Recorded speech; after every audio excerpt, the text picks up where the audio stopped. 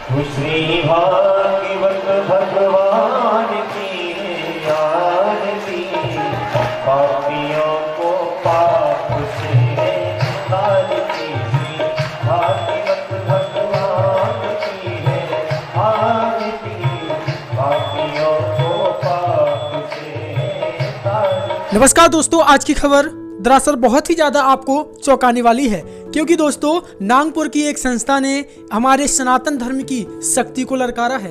दोस्तों उन्होंने बागेश्वर धाम वाले बाबा जी धीरेन्द्र शास्त्री जी को चैलेंज दिया है कि वह केवल चमत्कार के नाम पर ऐसे ही ढोंग करते हैं। तो चलिए इसकी पूरी खबर आज हम आपको बताने वाले हैं, तो बने रहिए हमारे साथ वीडियो के अंत तक। मुझे तो आप जानते होंगे, मैं हूं आपका शिवम और आप देख रहे हैं धर्मा न्यूज। दरअसल दोस्तों बागेश्वर धाम के पीठाधीश्वर धीरेन्द्र शास्त्री ने चमत्कार को चुनौती देने वालों को जवाब देते हुए कहा है कि हाथी चले बाजार, कुत्ते भौंके हजार। नागपुर के कथा कर बागेश्वर धाम लौटे धीरेन्द्र कृष्ण शास्त्री ने कहा कि हम सालों से बोल रहे हैं कि ना हम कोई चमत्कारी हैं, ना हम कोई गुरु हैं। नागपुर की अंधश्रद्धा निर्मूलन समिति ने आरोप लगाया था कि उन्होंने चमत्कार के दावे पर कानून का उल्लंघन किया है। अंधश्रद्धा निर्मूलन समिति के संस्थापक और राष्ट्रीय संगठन श्याम मानव का कहना है कि संविधान के अनुसार राम कथा या धर्म का प्रचार प्रसार करना कोई गलत काम नहीं है, यह सभी का अधिकार है। लेकिन धीरेन्द्र कृष्ण शास्त्री नागपुर के रेशम बाग मैदान में 7 और 8 जनवरी को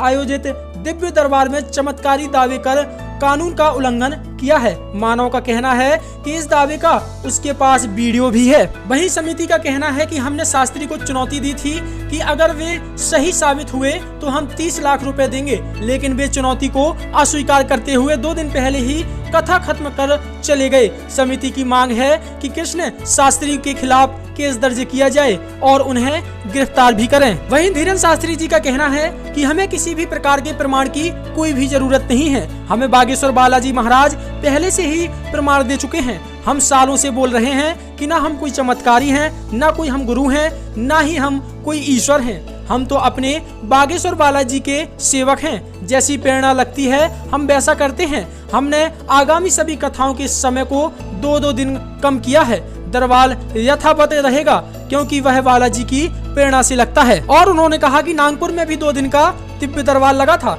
9 दिन की राम कथा के लिए हमने आयोजकों को पहले ही मना कर दिया था, इसलिए राम कथा 7 दिन तक की गई और रायपुर और टीकमगढ़ की कथा भी 2-2 दिन के लिए घटाई गई है। गुरुजी का जन्मदिन आ रहा है, इसलिए हम 2-2 दिन की कथा घटा रहे हैं। सेम टू यू, हाथी चले बाजार, कुत्ता भौंके हजार, कोई बात नहीं, ये सब चलता रहता है। यह धीरेन्द्र शास्त्री जी का कहना है। हम देंगे, आपकी चुनौती हमें स्वीकार है। तो उन्होंने न्यूज पर एडवर्टाइजमेंट दिया, बोले दरबार के लिए हमने 30 लाख रुपए, बोले हमारा बताएं तो 30 लाख देंगे। नक्कटा हम तो फ्री में बताते हैं। नागपुर में नहीं थे मिल पाओ, अब उसे विचार करना चाहिए। 2 दिन दरबार लगा, 7 दिन कथा क्यों हुई? कितने दिन चली कथा? 7 दिन चली ना। अब ठटरी के बरे तुम ही नहीं आए तो लो, रायपुर में दरबार है, आ जाओ चैनल पे। अब 2 दिन कथा नहीं हुई तो वहां के कोई तथा कथित हैं रावण के खानदान की, वे बोले लो बागेश्वर सरकार पंडाल छोड़कर भाग गए, जैसे उनके बाप की हमने मूड़ा छुड़ा ले। वहीं एफआईआर करने वाले सवाल पर पंडित शास्त्री जी ने कहा कि हमें नहीं पता, हमें तो कल ही पता चला था। ये सब होता रहता है, ये कोई नई बात नहीं। भारत के इतिहास में जिसने भी सनातन की बात मजबूती से उठाई है, उसके पीछे आदिकाल से धर्म विरोधी लोग लगे रहे हैं, आगे भी लगे रहेंगे। सनातन विरोधियों की ठटरी हमें कोई दिक्कत नहीं है। चलिए अब हम आपको बताते हैं कि आखिर समिति ने बागेश्वर धाम जी को क्या चुनौती दी थी। दरअसल अंधश्रद्धा निर्मूलन समिति के संस्थापक और राष्ट्रीय संगठन श्याम मानव ने बताया कि वीडियो में महाराज कह रहे हैं कि भूत बाधा की सवारी आती है, उपद्रव किया गया है, गंधी तांत्रिक किया गया है, तबीयत ठीक नहीं रहती है, तत्काल मृत्यु, अभी तक घर में 5 मृत्यु हुई हैं, पितृ दोष के कारण पिता का नाम शंकर लाल है। माइक से बोले हम तुम्हारे सारे कांड खोल देंगे। मानव ने आगे कहा कि वीडियो सामने आने पर 9 जनवरी को समिति ने महाराज को नाम, आयु, मोबाइल नंबर और दूसरे रूम में रखी 10 वस्तुओं का नाम बताने पर 30 लाख रुपए देने की चुनौती दी थी, लेकिन महाराज ने चुनौती स्वीकार नहीं की और 13 जनवरी तक चलने वाली कथा को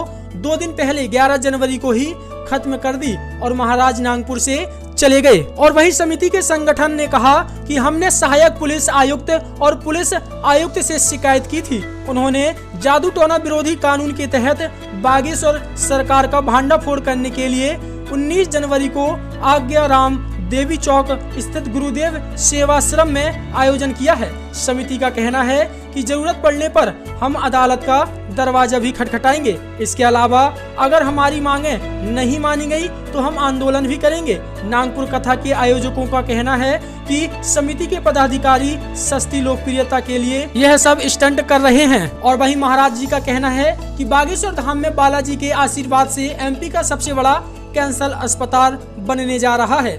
धाम अब धर्म के साथ साथ समाज के लिए भी काम करेगा। हमारे साथ भारत का एक एक सनातनी बालाजी के चरणों के लिए पागल एक एक शख्स अस्पताल का निर्माण कराएगा। सन 2029-30 तक अस्पताल का निर्माण पूरा हो जाएगा। दोस्तों, ये मानव हो या फिर आदि मानव, ऐसे कई लोग हमारे धर्म के पीछे लगे ही रहते हैं। दोस्तों, इनके ऊपर ही कार्रवाई होनी चाहिए और इन्हें कड़ी से कड़ी सजा मिलनी चाहिए। या फिर दोस्तों, ऐसे लोगों को बीच चौराहे पर नंगा लटकाकर दौड़ाना चाहिए।